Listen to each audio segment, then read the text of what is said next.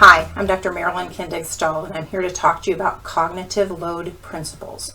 There are three that we're going to discuss today. First, spatial contiguity, followed by signaling, and temporal contiguity.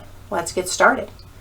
Today I'm going to relate these to anatomy and the anatomy lesson that we do at Boonshoff School of Medicine. The first would be spatial contiguity. Spatial contiguity means that the words and the actions that you see are actually on the diagram. In the first picture, then we're looking at students who are drawing anatomy. They're using art through anatomy and helping to remember what they're learning. They also will put directly on the page the words of the anatomy, and then when they share them with others, it's right there. The other way to do that would be maybe to use a diagram when we discuss how well the anatomy looks. First, the percentages of what people actually knew anatomy before the art through anatomy, and then the second diagram showing how much improvement we had with a great percentage of learners saying they understood anatomy after that project that we did.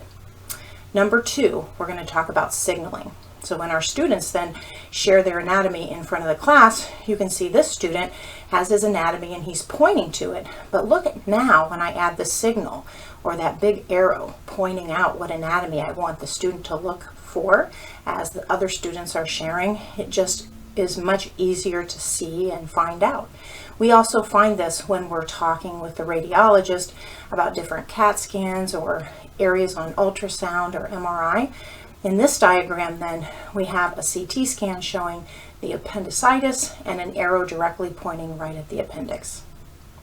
The third thing then we use is temporal contiguity. So when I'm discussing things with the student, I like to actually have up on the picture or on the board what I'm discussing or talking about. So temporal contiguity is when we're actually talking, and I would maybe talk to instructors about how we teach anatomy. So we have the students sharing their pictures, explaining their pictures, while at the same time via WebEx, we have students at home that are ill, have COVID, can't come, or students who are on a rural rotation. And we're able to use our WebEx camera for virtual learning far away from the site, but yet all the students are working together. So these cognitive load principles then that we discussed, spatial contiguity, signaling, and temporal contiguity.